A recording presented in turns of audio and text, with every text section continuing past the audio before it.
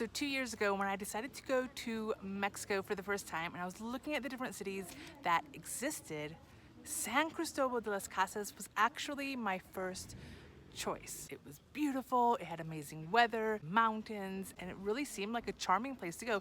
It is a pueblo mágico, and so I knew it was someplace that would be, well, magical. But I didn't go to San Cris. I went to Merida, which is a vastly different location. And the reason for that is because I was afraid.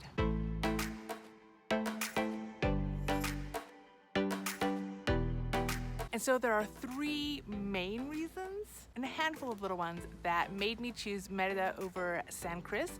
And I wanted to let you know what those three were because they kind of still exist. So the first one is the big one, which is safety. If you've ever lived in the US, you know that there's a huge story of how dangerous Mexico is. And this is not just portrayed by non-Mexicans in the US.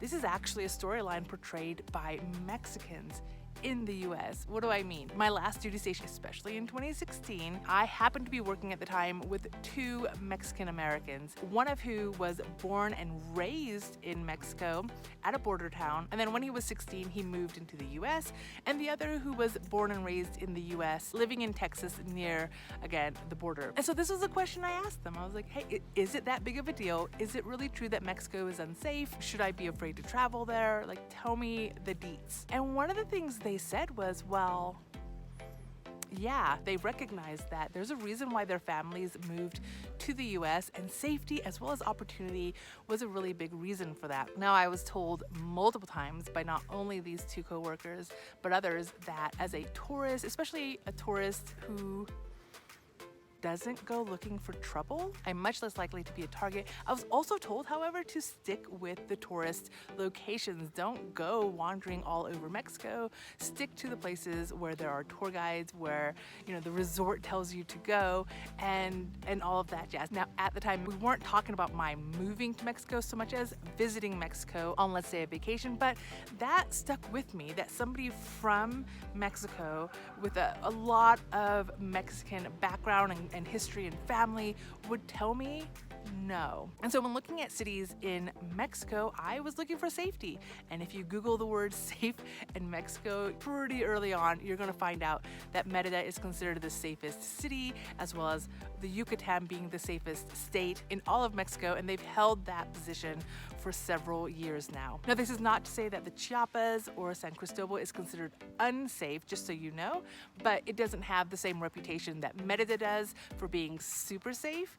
And when you're traveling with the most important cargo, you're going to be super, super careful. And yeah, the temptation to go to the safest city seems extremely logical. And so Merida won based on safety. My second concern, which might seem like a minor one, was there were no permanent San Cristobal residents on YouTube. Now, this is not entirely true, but when searching San Cristobal on YouTube, you're gonna see tons and tons of traveling videos. People who come to San Cris for a week, for a month, for 3 months, but then they leave. They don't stay in San Cris. And while some of these YouTubers are people like Tangerine Travels, which until recently never stayed any place for a very long period of time, we also had people like Kinetic Kennons who claimed that the Chiapas was their favorite state, and yet they've never moved here, as well as many, many others who are traveling through Mexico, supposedly looking for their perfect city. And so they come to the Chiapas because Chiapas is definitely one of the #1 destinations for locals in Mexico. They come here, they love it,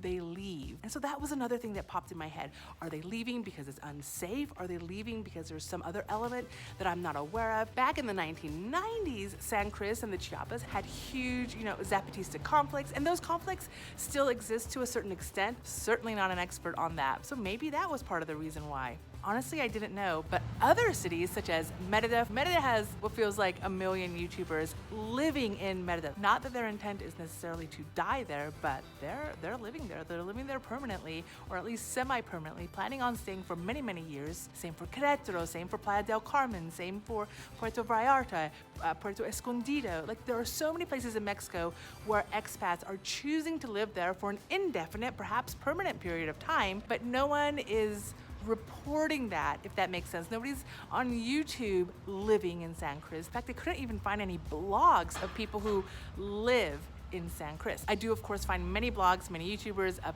backpackers or travelers, but nobody who stays here. And as a slow traveler, as somebody who wants to stay in a place for months and months and months, maybe even years, having nobody ahead of me kind of showing how it's done was a little bit intimidating, especially 2 years ago when I'd never been to Mexico. And so again, Merida won and San Cris did not. I'll note that even today, you're not gonna find a lot of permanent YouTubers talking about San Cris in San Cris. Now that I know some of the people in San Cris, there are YouTubers here, but their topic is not necessarily about Mexico and it's not necessarily about San Cris. And so again, YouTubers are here, but they're just not talking about the location. And last but not least, and this one is also still a current concern, there's really not a huge online community of expats you can tap into.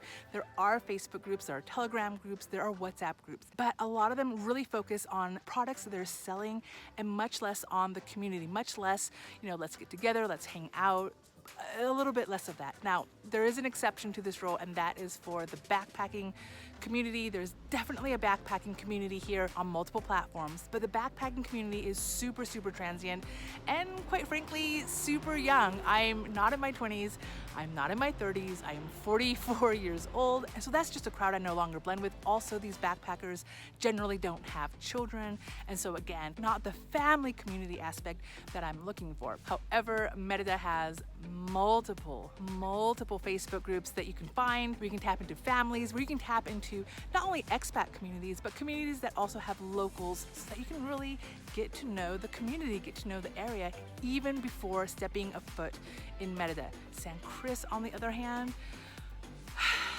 no. I found 2 Facebook groups that appear to cater to the families in San Cris. However, one is crickets. Nothing is ever happening there. And the other one is, again, really focused on selling and predominantly focused even on selling for really, really young children. Like, they focus on the preschool kind of age. And so my 11-year-old son really doesn't blend in with that. It was worse in 2019 when I was looking at Mexico for the first time. And even now, again, I only found those 2 groups. So tapping into a local community before you arrive in San Cris is a challenge. It's a challenge. And even once you get here, again, because you can't tap in online, the ownership is on you to walk around and meet people and say hello. When you notice somebody posting, hey, just arrived in San Cris and I've got a kid, tap them on the shoulder and say, hey, I've got a kid too, do you want to meet up? And so the community can certainly be built, but it's not already here. And so I already told you that San Cris didn't become safer in the last 2 years. It might have become less safe, to be honest. The week before arriving and probably 2 weeks into arriving, there were so many reports on Facebook about tourists getting mugged, getting beat up, like that. It was a thing. And there's still not a lot of YouTubers, and it really is much more difficult to build community here. So was it worth it? Is it worth coming here? And I'm gonna just say yes. I'm absolutely wowed by San Cris.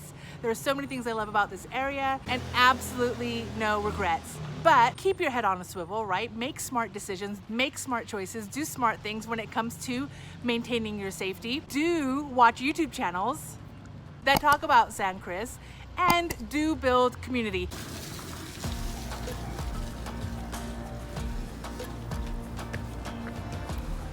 The community we had in Merida was so important in helping me acclimate, and quite frankly, it is because I just spent the last year and a half, almost 2 years in Merida, that my comfort level with Mexico as a whole has increased. My Spanish speaking skills has increased. So if you have any qualms about coming to Mexico, I really think Merida was the perfect landing spot. It really made introduction into Mexican culture a lot easier, but I would argue maybe don't stay in Merida forever. Great landing spot, maybe even a great home base, but Mexico is gigantic. Go out there and see the many, many different parts of it, and don't be so afraid of the fact that it's not the safest city in Mexico. The label of being the safest city, while I won't say it's grossly exaggerated, utopia doesn't exist anywhere, and that does include Merida.